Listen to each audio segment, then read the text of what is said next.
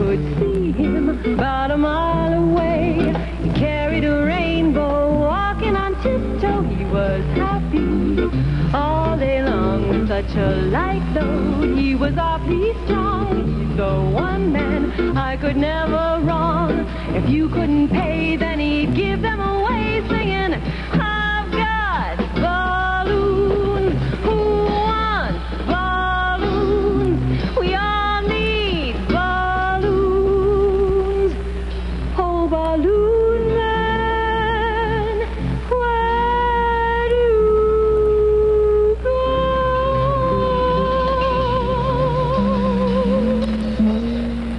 Step right up, ladies and gentlemen. The Free Street Theater Story Theater is about to begin.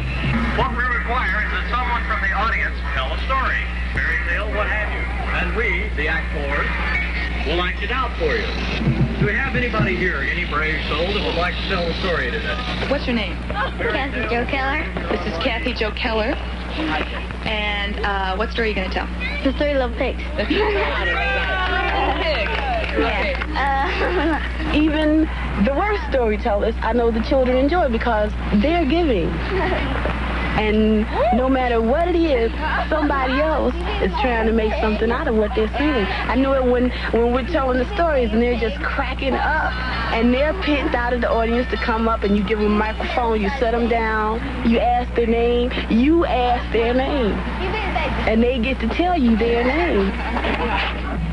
And then the wolf comes along and says he's going to eat the first pig, the biggest pig. I think I'll eat the first pig. The biggest pig. What did they do? What did they do? What are they going to do? We get people out of the community to come up and volunteer to tell a story.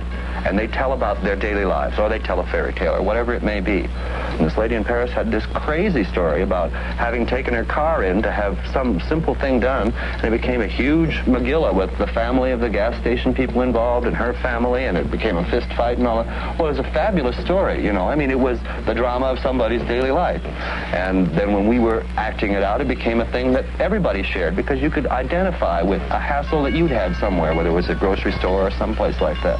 And he blowed the house down. Oh!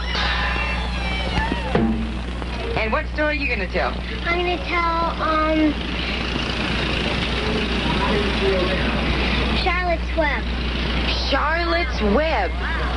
Woo! I'm impressed. All right. And here it is, friends, together and in step, the Circus Minima Sampler.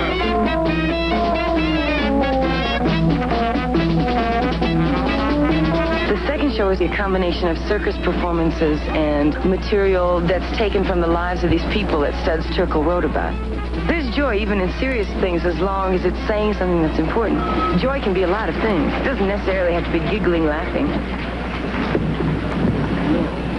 I mailed it to her.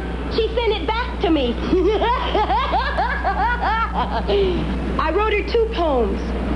She sent them back to me, so I don't write to her anymore. Bonnie Dawson, ladies and gentlemen.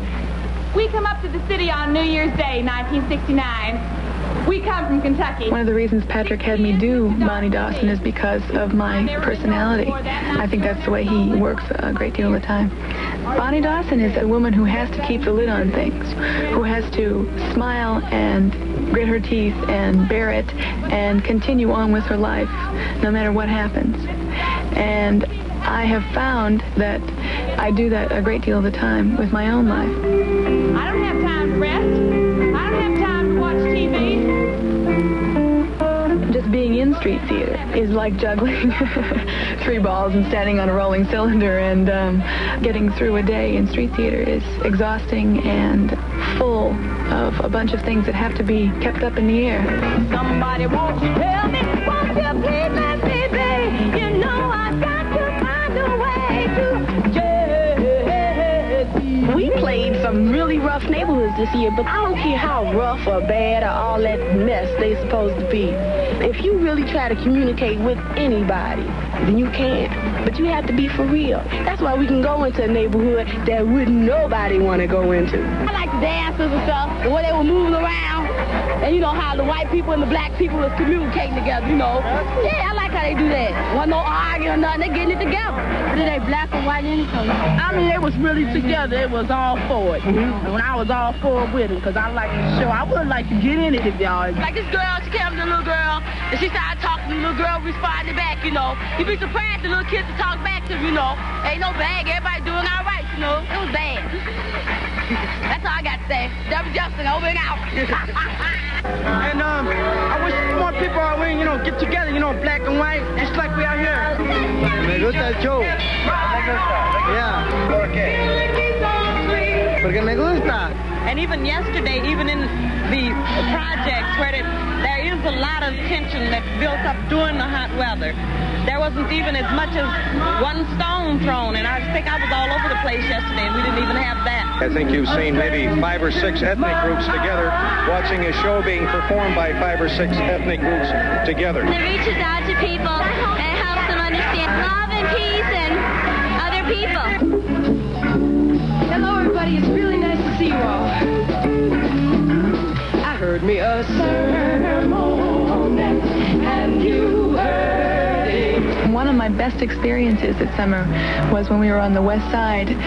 I think I was tired that day. It was very hot. It was like 90 degrees, and it was a miserable day.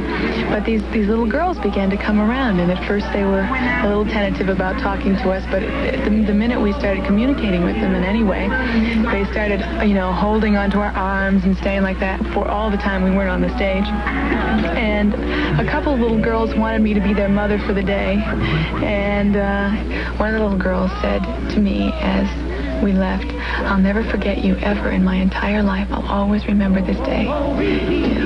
It was heartbreaking.